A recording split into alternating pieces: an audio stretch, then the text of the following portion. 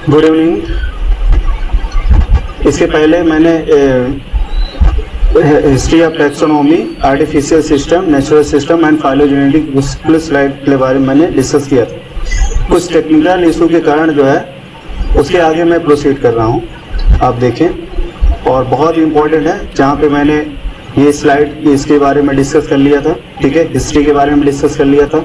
System of classification में artificial के बारे में मैंने डिस्कस किया था। आप उस वीडियो में आप जा करके देख सकते हैं पूरा फुल डिस्कशन, ठीक है। ये मैंने इसके बारे में पूरा डिस्कस कर लिया था।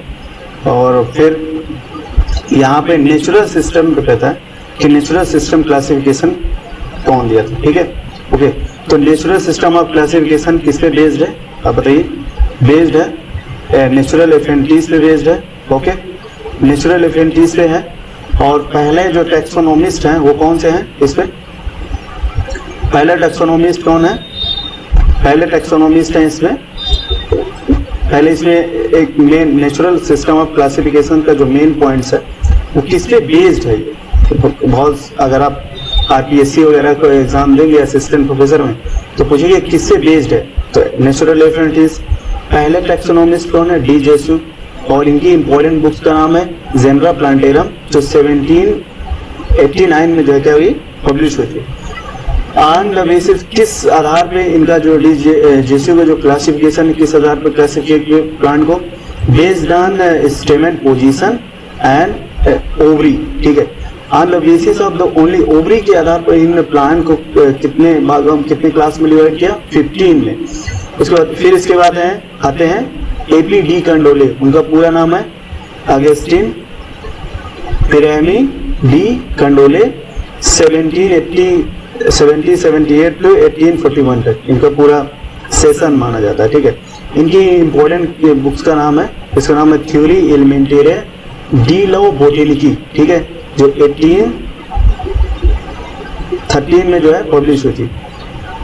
और इनका जो क्लासिफिकेशन है ये बहुत इंपॉर्टेंट है। ये पॉइंट्स कभी कभी देखिए, यहाँ मैं उत्तर प्रदेश में नहीं, लेकिन जो है मैंने राजस्थान आरपीएससी का असिस्टेंट प्रोफेसर दिया था, तो ये क्वेश्चन हुबहू पूछा गया था कि जो एपीडी कंडोले का system of artificial natural classification है वो किस पे बेस्ड है, ठीक है।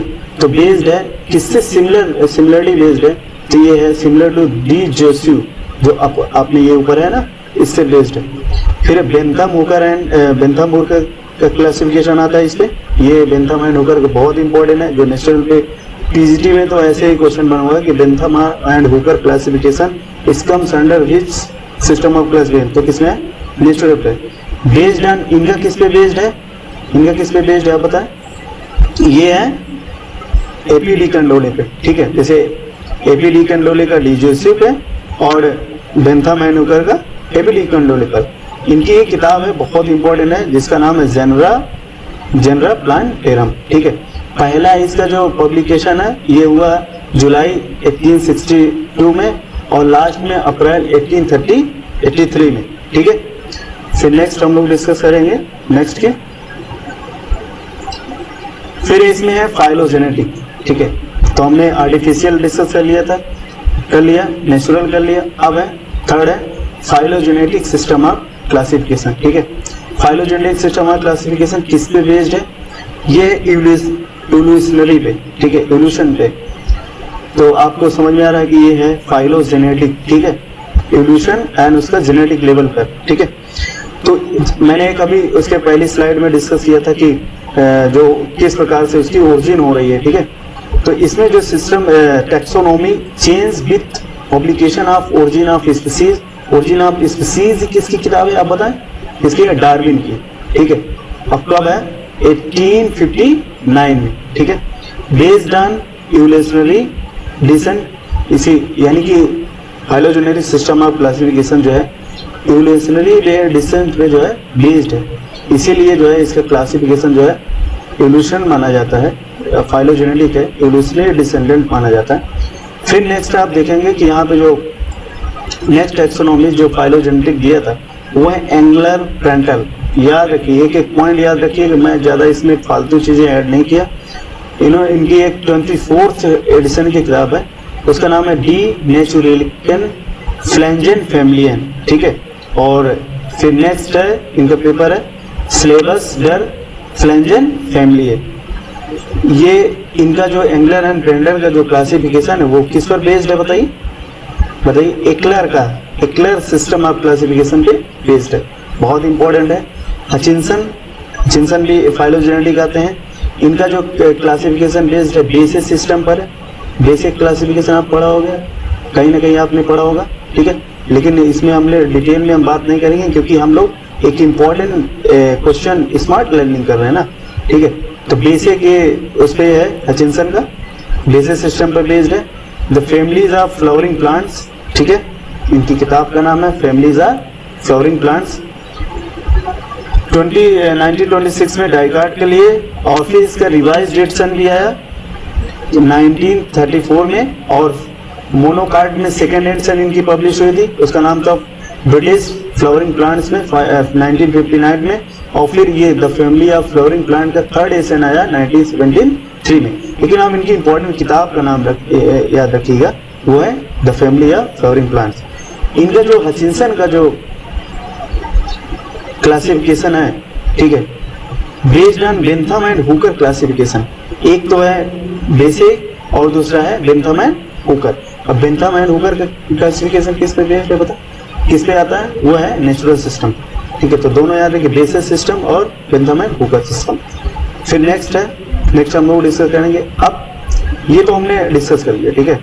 अब हम लोग थोड़ा रिसेंट की बात करते हैं। ये वो जितने भी थे, चाहे वो आर्टिफिशियल हो, नेचुरल हो या फाइलोजेनेटिक सिस्टम ऑफ क्लासिफिकेशन, जिनका मैंने नाम लिया वो बहुत इंपॉर्टेंट है, उनकी किताबें हैं, कब पब्लिश सारे सब लोग अपने माइंड में इसको बिठा लीजिए।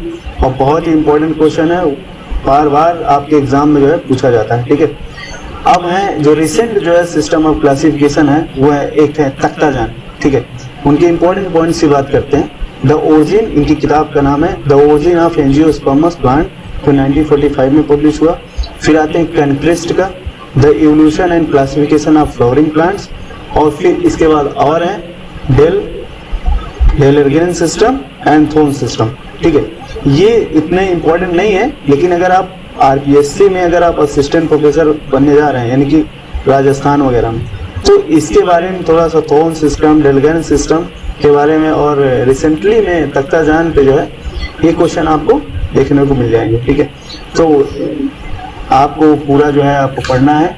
ऐसे फाइलोजेनेटिक में हिस्ट्री मैंने डिस्कस कर ली, ठीक है, उसके बारे में आर्टिफिशियल, नेचुरल और फाइलोजेनेटिक, ये बहुत ही इंपॉर्टेंट टॉपिक है एग्जाम के पॉइंट ऑफ व्यू से। आप इसकी एक नोट्स तैयार करिए और नोट्स शार्ट होना चाहिए ताकि आप एग्जाम के समय जो है उसको रिवीजन भी कर सके, ठीक है। तो लास्ट में यही कहूँगा कि आप अपने काम पे लगे रहिए, एक दिन आपको सफलता जरूर मिलेगी, ठीक है। और आप सभी को थैंक यू, और वीडियो लेक्चर को पूरा देखें और सब्सक्राइब भी करें, ठीक है। चैनल को शेयर भी करें और बेल आइकन दबा लें ताकि अगर मैं नेक्स्ट टाइम कोई वीडियो अपलोड करता हूँ तो आपको उसमें नोटिफिकेशन आ जाए, ठीक है। तो लाइक करें, शेयर करना ना भूलें और ना ही सब्सक्राइब करना भूलें। Okay, thank you.